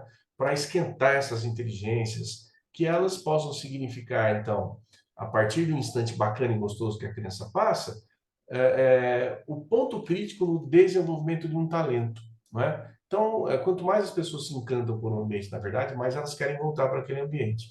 Então, obviamente, nós não devemos dizer que está certo aquilo que está errado, mas nós podemos dar um combustível nutridor para a presença das pessoas dentro das nossas práticas. E precisamos estar atentos como nós fazemos isso, através do reforço dos feedbacks. E isso somado, um dia, mais uma semana, duas, três, podem, como o Gardner fala, ligar uma inteligência e iniciar seu desenvolvimento rumo à maturidade, principalmente para as crianças, né? Então, às vezes, isso pode acontecer com crianças que assistem jogos, né? Se encantam por imitar algum ídolo, né? De forma positiva, reforço. Então, esses são os elementos que dão vida a uma inteligência, né? Mas nós temos também os desativadores das inteligências, que são experiências paralisantes que desligam determinada inteligência. Elas envolvem medo, vergonha, culpa, raiva e outras emoções, né, negativas que impedem as inteligências no seu desenvolvimento. Então, muitas vezes, um feedback de um professor de uma forma inadequada, de um treinador, né, quando ele está na raiva, né, ele quer muito vencer um jogo, né, ou que as crianças se mostrem intensamente durante uma aula, ele se enraivece com alguma coisa e algo que já está acontecendo com ele durante o dia, né, culmina com uma expressão indevida com essas crianças. Então, nós temos que tomar muito cuidado com a forma com que a gente dá feedbacks para as crianças, tá bem? Enfim, esses significados de experiência, né, que são fundamentais, em cada momento que existe um movimento de perceber o que está acontecendo no ambiente, para as pessoas que estão ali dentro, né? Aquilo tudo O cérebro, maravilhosamente, ele está operando para oferecer significados para quem está aprendendo, né? Então, o significado dessas experiências que são vivenciadas no contexto do ensino, aprendizagem e treinamento, ele se constitui como uma base para um processo de crescimento pessoal e do seu desenvolvimento também. Então, o que a gente pode entender? Aqui faz sentido falar que o esporte é uma metáfora da vida, não é? Porque muitas situações de vidas no cotidiano do sujeito, ele aprende de uma forma organizada, não é? Orientada por um pedagogo, por um agente pedagógico, por um pedagogo esportivo, para que esse estado atual ele possa ser enriquecido com feedbacks, com técnicas, com estratégias, com a situação-problema, com esses norteadores organizacionais, para que se chegue até um ponto em que, pô, a aula hoje me contemplou com muitos elementos para eu poder aprender e sair da quadra para poder lidar com coisas na vida que antes me incomodavam tanto, né? Então, essas experiências são fundamentais, desde que elas sejam reforços, sempre organizadas de forma científica. Então, aqui, reforçando esse modelinho, eu reforço sempre isso aqui, ó. É um modelo voltado para a solução de problema. Aqui a gente não busca culpado. Então, quando eu tenho um estado atual, eu tenho um momento, né, eu identifico, eu faço aqui um processo diagnóstico, né? O que eu quero trazer para essa turma para eles poderem passar para um estágio melhor, né? O que elas vão fazer nessa zona aqui de aprendizagem que elas vão trazer como insights aqui para a vida, né? E para poder aplicar lá no outro campo, no outro lugar.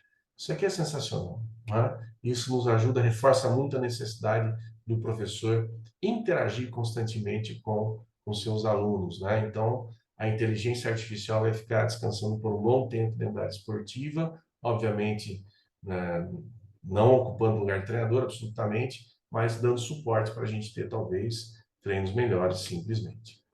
Então, aqui dentro das nossas considerações finais, esse ambiente, né, de iniciação, especialização e treinamento, ele sempre deve ser visto como uma metáfora da vida, como eu coloquei anteriormente, né? Com as significações do jogo ganha-ganha. Então, mesmo que uma equipe ela seja perdedora, ela está ganhando, porque ela está vivendo experiências que podem ser ressignificadas pelo seu técnico, seu professor, após o jogo, né? Eu sempre olho para essa turma aqui, né? Trabalhei muito tempo aqui com a Paula Cortência, e eu tenho certeza que elas passaram, como o Oscar também, que são referências no basquetebol nacional, como é o Marcelo e tantas outras pessoas dessa geração, né? Eles passaram por aquele momentinho mágico lá de se encantar com o jogo, final de semana, esperar o sábado, a aula para poder jogar, não é?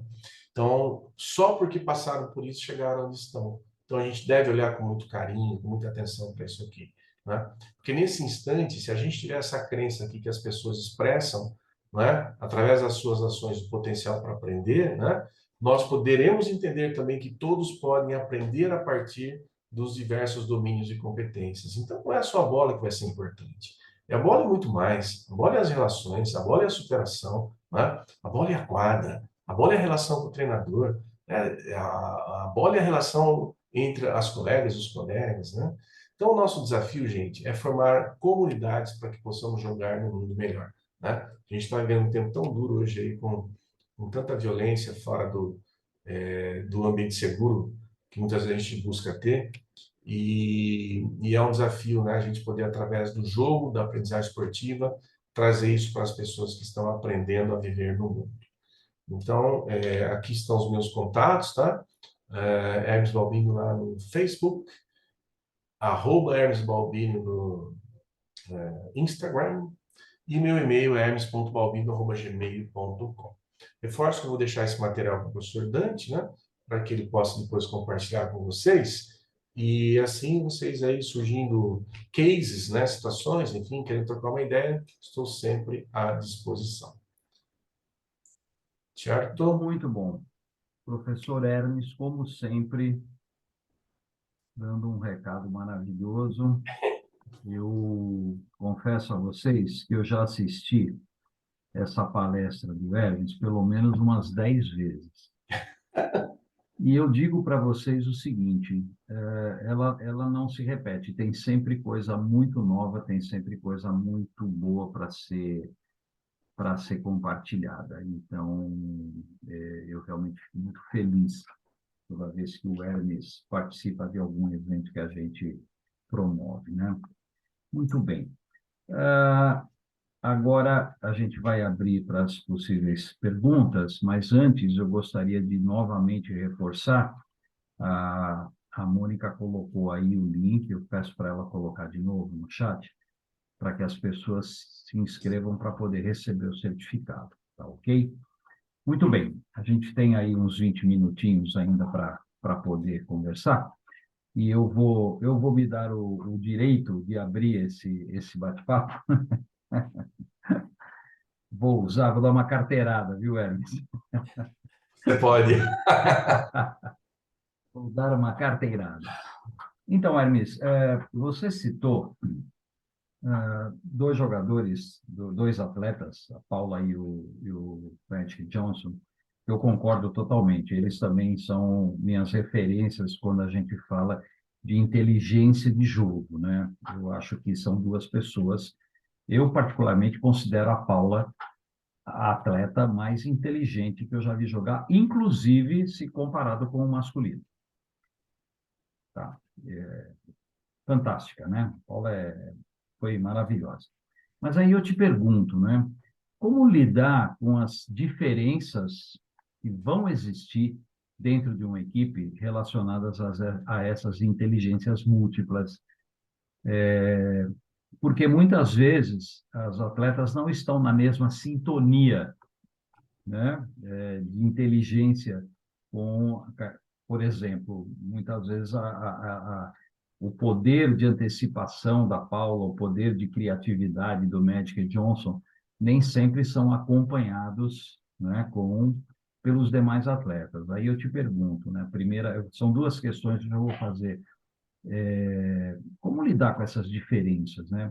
E a outra questão é o seguinte: existe alguma relação dessa questão do desenvolvimento das inteligências múltiplas relacionadas à posição de jogo? Será que os armadores, até por uma questão funcional, eles conseguem desenvolver mais isso ou não tem nada a ver? Bom, professor, o senhor faz pergunta boa, hein? Eu fui armador, viu? Por isso. Vamos lá. Aí tem um desafio pessoal meu, tá? Deixa eu só pedir, pessoal, coloca o rosto na tela aí para a gente ver vocês, vai, por favor. Vamos lá, Emerson. Vamos lá. Aí tem um desafio pessoal interno, sabe? Quando eu trabalhava com as meninas, né? Trabalhei com a Paula há muito tempo. E eu tive o prazer de ver a Paula treinando. Ela era mais terrível ainda do que quando era a Paula jogando. Então, ela me provocou intensamente, né? E eu tinha graduação em educação física e eu fui para a graduação em psicologia exatamente por conta disso. Ela me desafiava, né? Não verbalmente, nada disso, não era uma coisa pessoal. Aliás, a gente sempre tivemos um excelente relacionamento, mas a forma dela perceber o jogo era uma coisa incrível. E o que que a gente percebe, né? O diálogo com ela, óbvio, tinha um nível, né? Sobre entender o seu campo perceptual, entender como que ela buscava expressar-se no jogo, né? Então, ela tinha sempre uma maneira muito particular de responder às tarefas, na sua forma, não é? Comparativamente a algumas outras, elas respondiam mais objetivamente ao que era pedido. A Paula sempre tinha uma maneira avançada de responder ao que era pedido.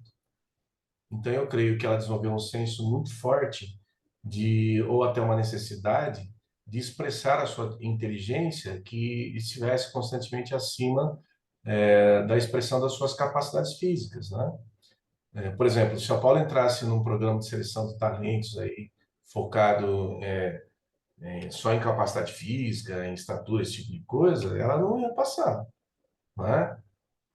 Conversei isso com vários cientistas do esporte já. Falei, olha, você tem um exemplo aqui que é uma menina que é uma das melhores do mundo e ela não passaria nesses testes de seleção que vocês elaboram. Esse é um elemento que me ensinou muito, por exemplo, a me comunicar com o modelo de percepção de cada uma.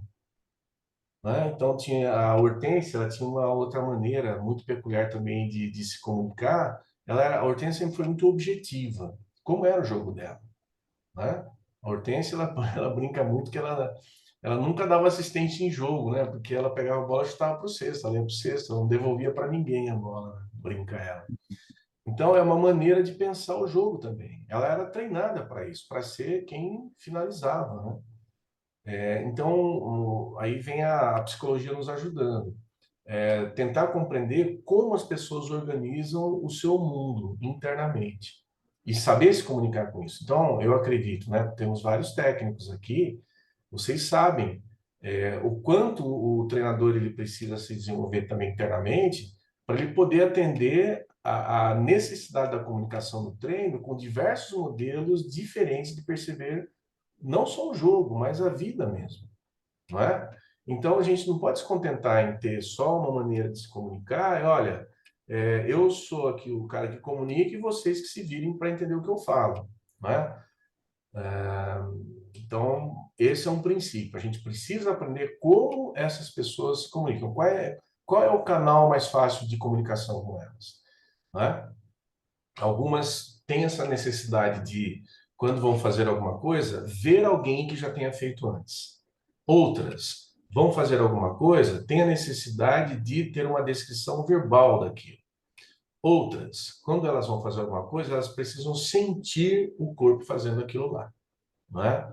Então, um laboratório sensacional para a gente poder perceber como o jogador percebe jogo é observar o tempo do técnico, não é? Observar o tempo do técnico e perceber muitas vezes como o time não faz absolutamente nada daquilo que o técnico pediu. Não é porque o outro time não deixou, é porque eles não compreenderam. Mas não é porque eles não têm capacidade, porque o técnico não usou a forma adequada da comunicação, não é? Eu brinco sempre com uma situação que eu presenciei, não falo nomes absolutamente, né? Mas a gente tinha lá o treinador, né, fazendo lá os seus esquemas maravilhosos na prancheta, né, uma flecha para cá, outra para cá, um xizinho, bola, tal, tal, tal. E aquela coisa complexa, linda, né? Puxa vida, o cara da televisão ficou horrorizado de ver aquilo. Ah, eu não entendo nada disso, mas ele deve entender e tal, ok. Aí, quando terminou o tempo, né, um participante lá do sistema foi perguntar para o treinador, mas professor, quem sou eu no meio disso tudo aí? Né? Quem sou eu no meio disso tudo?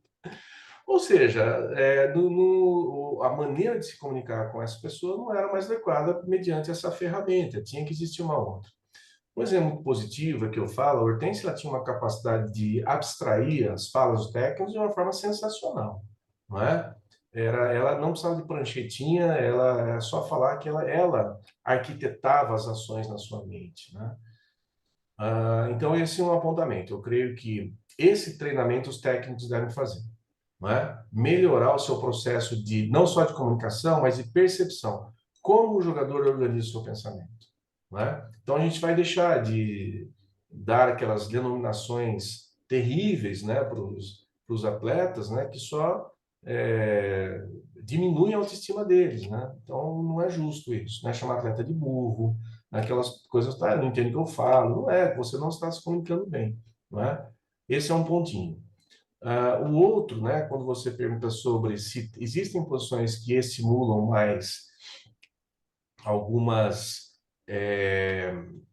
inteligências nos atletas, basicamente, especificamente, quais seriam? Eu vou dar um exemplo de um estudo que foi feito com motoristas de táxi de Londres, que são conhecidos no mundo todo, talvez como os mais honestos, os mais eficientes, os mais eficazes.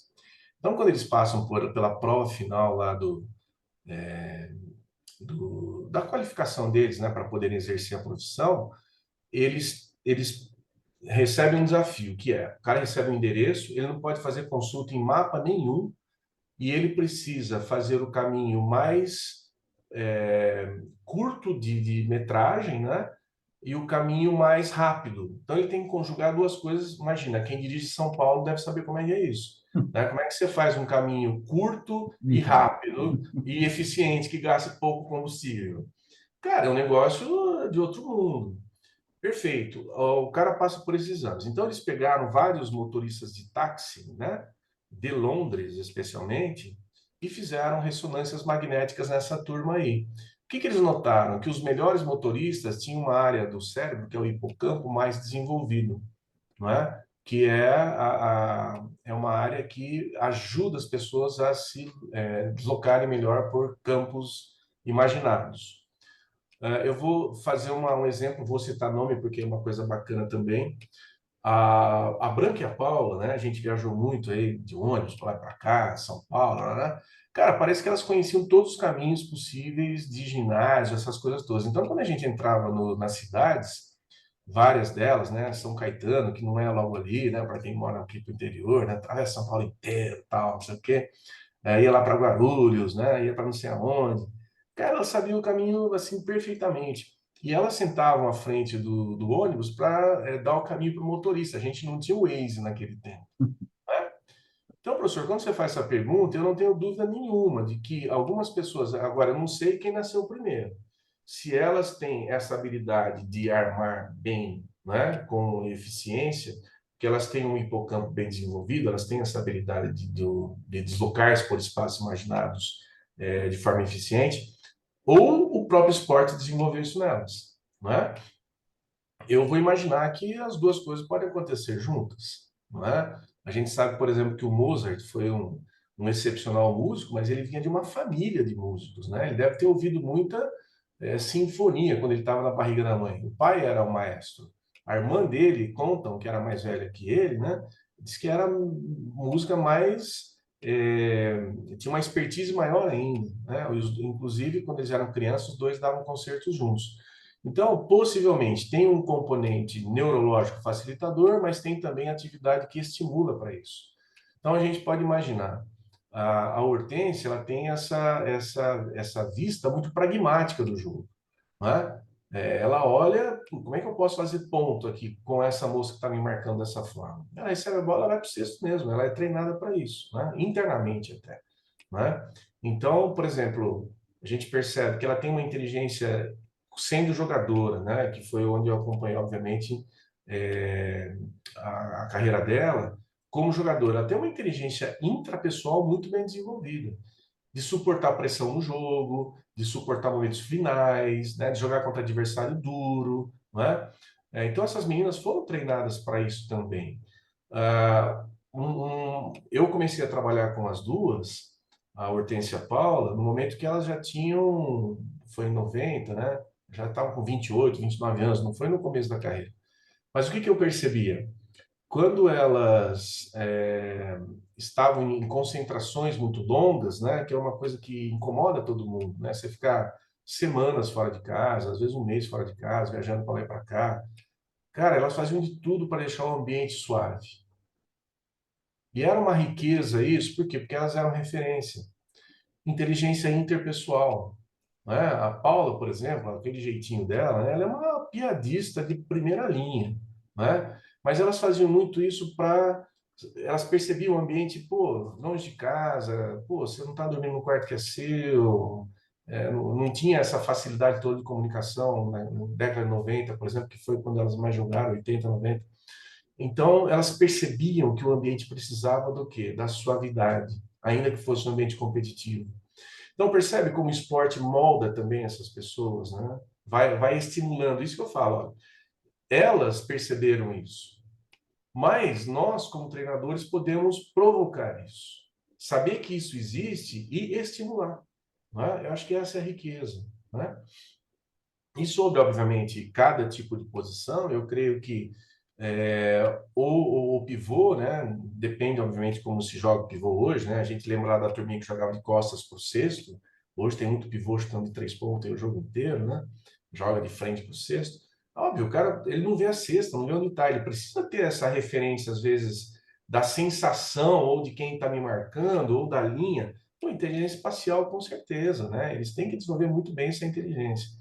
Então, eu olho por aí. Agora, como é que a gente pode incrementar ainda mais a expressão, desafiar ainda mais o estímulo à inteligência, o desenvolvimento da inteligência? Eu acho que esse é o ponto nosso, como agentes pedagógicos, né? Agentes do treinamento. Muito bom. Eu vou fazer a pergunta aqui do Adair, E aí o Evandro pediu a palavra, então eu gostaria da gente ser bem rápido, né, por conta do tempo. O Hermes, o Adair, ele está perguntando o seguinte: você acha que, em função das diferenças regionais que nós temos aqui no nosso país, algum tipo de inteligência possa predominar em função dessas diferenças regionais, dessas realidades que nós temos no nosso país? Eu acredito que sim, né? A própria definição da inteligência, ela ajuda-nos a perceber isso. Quando o Gardner fala que é sim, né? A inteligência ela se expressa como um potencial biopsicológico para resolver problemas ou produzir coisas novas que sejam validadas, valoradas numa cultura, não é? Então, eu estou até lendo a perguntinha dele aqui, né? Se a gente for pensar no Amazonas ou no Rio Grande do Sul, são culturas diferentes que estão se voltando para coisas diferentes, com certeza, né? Então, talvez essa percepção de natureza, a percepção de relacionamentos interpessoais, né? A gente sabe, por exemplo, cidade grande, a gente comenta muito que as pessoas se cumprimentam um pouco, né? Elas se veem um pouco, né? O cara sai muito cedo de casa, nem conhece o vizinho, aquelas histórias todas. Então, muitas vezes são pessoas que tendem a ter uma percepção interna do seu mundo pessoal muito maior do que às vezes as pessoas que se relacionam abertamente, né? Em lugares que são mais abertos, que a gente conhece mais os outros, né? Que é um foco muito voltado para a inteligência interpessoal, né? A gente brinca, né? Eu sou do interior, né? Talvez como alguns aqui. No interior a gente tem essa cultura ainda do conhecer o vizinho, né? Se muda o vizinho novo e a gente não conhece, parece que, nossa, vem de São Paulo, cara, não é possível, né? Então a gente brinca muito disso. Mas por quê? Porque tem a ver com a cultura, assim, né? Então, muitas vezes o próprio ambiente ele vai te levar a desenvolver algumas inteligências. Nós não podemos deixar de considerar aqui no Amazonas, né? Aquela turma lá, até pela questão da ancestralidade, aprendeu muito a conviver na natureza, né? A caçar o seu alimento, a plantar o seu alimento, né? A se relacionar profundamente com a mata, com os rios, né? Com a questão da chuva, né? E no Rio Grande do Sul, né, como o Adair coloca aqui, a relação com o tempo é outro, com o clima é outro, né? Aprender a sobreviver no frio, né? Então, muito das habilidades corporais, às vezes, vem disso, né? Da necessidade de construir locais que sejam é, mais preservados, né? E no Amazonas, não, né? As pessoas convivem com o que está fora, com o que está o ambiente externo, né? O frio leva muito essa perspectiva da pessoa se relacionar com o ambiente interno. Então, é uma relação com a inteligência interpessoal e intrapessoal. Com certeza, Daí eu partilho com você, né? Se é um pensamento seu já, né? Você vai ter um parceiro aqui, tá? Evandro, aparece aí, Oi, faz oi, rapidinho a sua parecia. pergunta. Claro, claro, claro. Primeiro, boa noite, tá? Super maravilhoso aí, né? Ter essa, né? Tá aí ouvindo e refletindo sobre, né, o tema aí apresentado, tá? Então, parabéns, professor Hermes, parabéns, professor Dante, tá? É só algo que eu tenho muito questionamento nessa questão. Dante, você trouxe um pouquinho assim dessa perspectiva dessa questão das inteligências múltiplas, um pouco relacionada com a questão das funções, né, das posições, né, a questão do armador, do lateral, do pivô, né? E eu só estou trazendo algo que me incomoda, eu vou tentar me fazer assim, bem assim, entendível. Eu vejo muito a questão do contexto nosso, né, de que nós temos um pouco direcionado e talvez um modelo de jogo que ainda é presente, né, mas de que o armador, né, ou a armadora, né, está a todo momento com essas experiências, com essas múltiplas, tanto o raciocínio lógico, que está com bola na mão por tomar as decisões, tal, né? E é um questionamento muito pessoal, né, no sentido de que tem a necessidade de que a gente promova também um contexto, um ambiente onde as outras funções, né, tenham essas possibilidades também, né? Então, e aí, porque senão a gente, de fato, a gente vai ter uma posição, que no caso é o armador, que sempre vai ter essa questão dos estímulos, das orientações, a vivência, a experiência, que vai estar aí uma incidência muito grande dentro da questão das inteligências múltiplas, né? E um exemplo disso, é claro que na NBA é diferente do que jogar na Europa, mas a gente tem, por exemplo, hoje um Doncic, né, que é um pivô, mas que a bola está sempre na mão, né? E aí talvez é por um contexto diferenciado. Então é algo nesse sentido, não sei se eu estou fazendo entendido, mas é algo que é muito pessoal, né? De que um modelo onde essa função, meio que o armador, meio que o lateral, do modo geral, acaba ficando muito tempo com a bola na mão e aí acaba tendo assim essas experiências da experimentação, do errar, e se, como é que se fala, se refazer, do tomar as decisões, do estar exposto, né, naquelas situações e em consequência, em detrimento de outras posições que talvez não tenha no modelo, eu não sei se um modelo mais tradicional não tenha tantas essas possibilidades. Então é algo que assim sempre me toca bastante dentro do meu trabalho de fazer com que essas experiências e essas múltiplas vivências e olhares passem por todos, né? Independente da função, talvez ali um pouco mais de posição, mais dentro das funções, mas que todos tenham essa experiência da tomada de decisão, das responsabilidades. Então é algo que particularmente me toca muito e eu senti aí que tem a ver aí com essa linha do que, né, o professor Hermes está trazendo.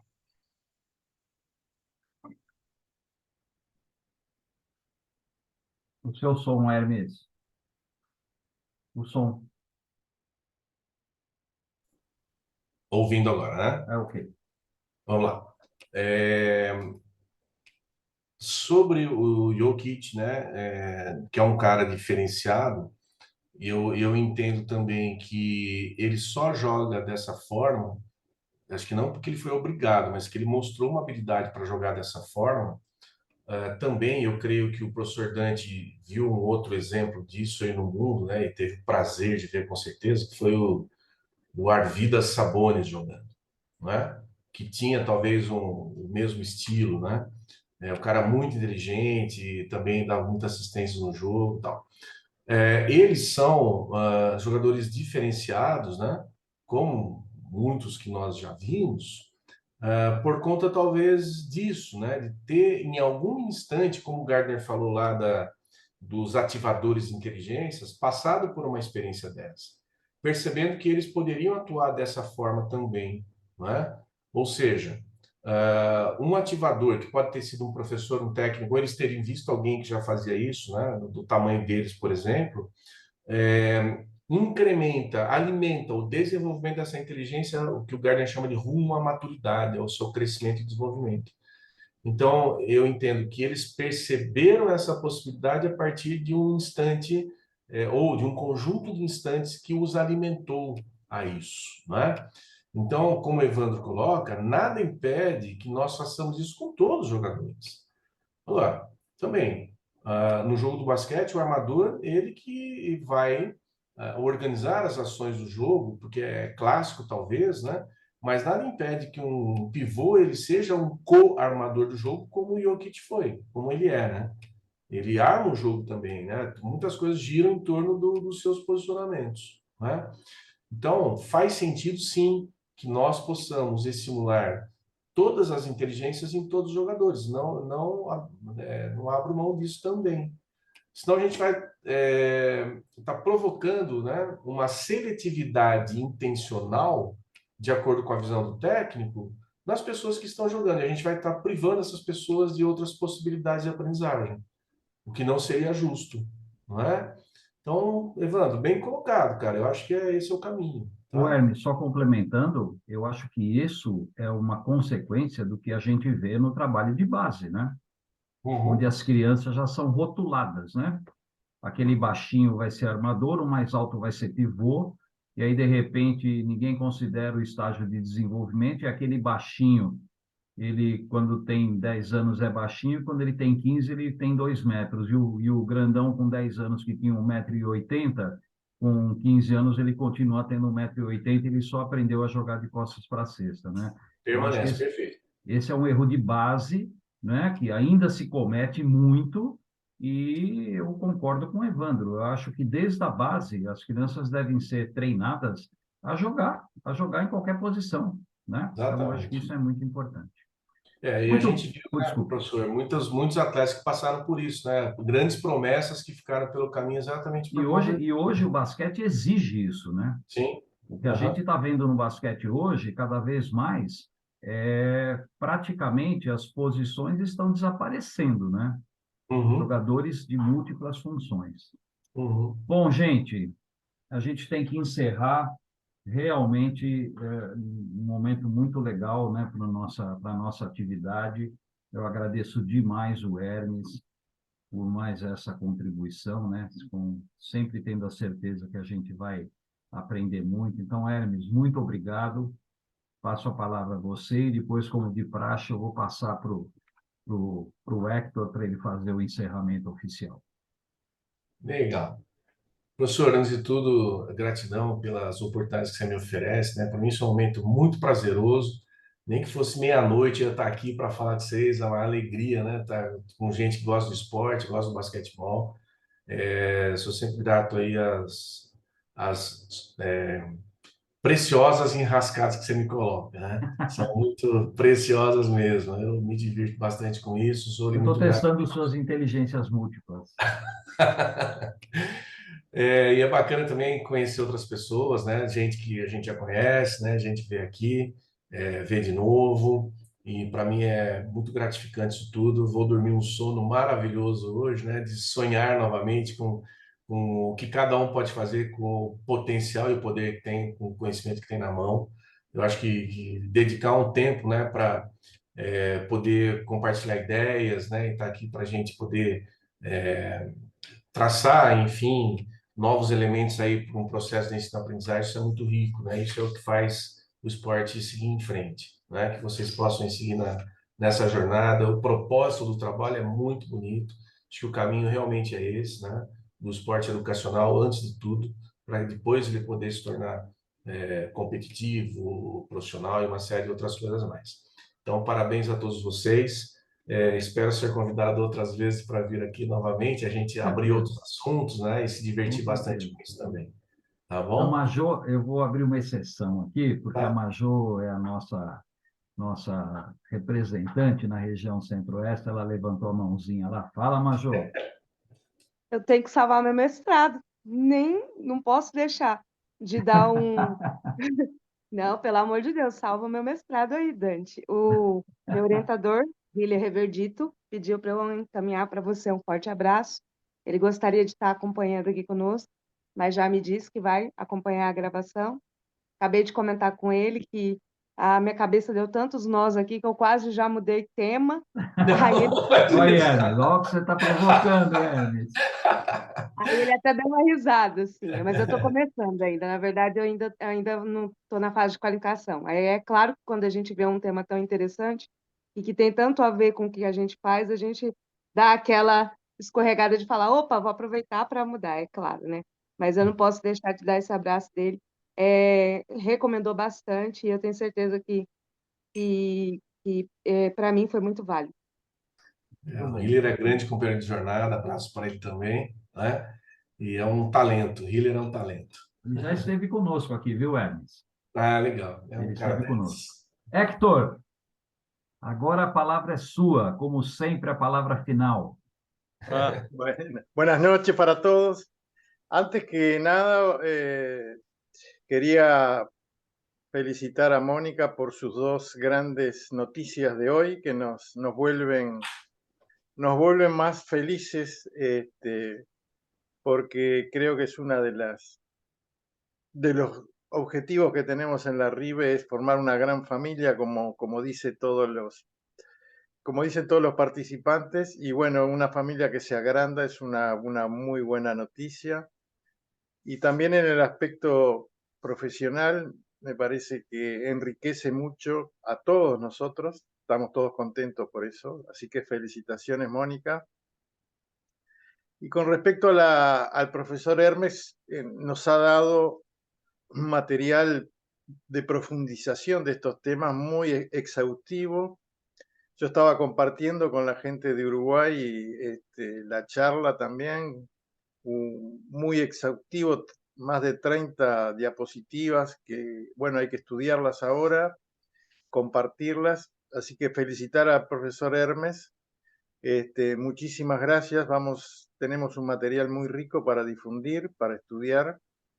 Y a todo el grupo también una felicitación muy grande por la elección, que día a día o mes a mes tenemos la posibilidad de enriquecer mucho el conocimiento de entrenadores, entrenadoras y a su vez mucha gente que lo reciba. Así que gracias a todos.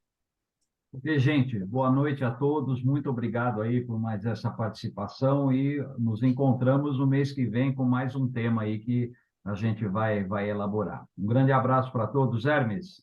Boa noite, Um grande abraço. Obrigado por tudo. Imagina, é grato. Um abraço para vocês. Tchau, tchau.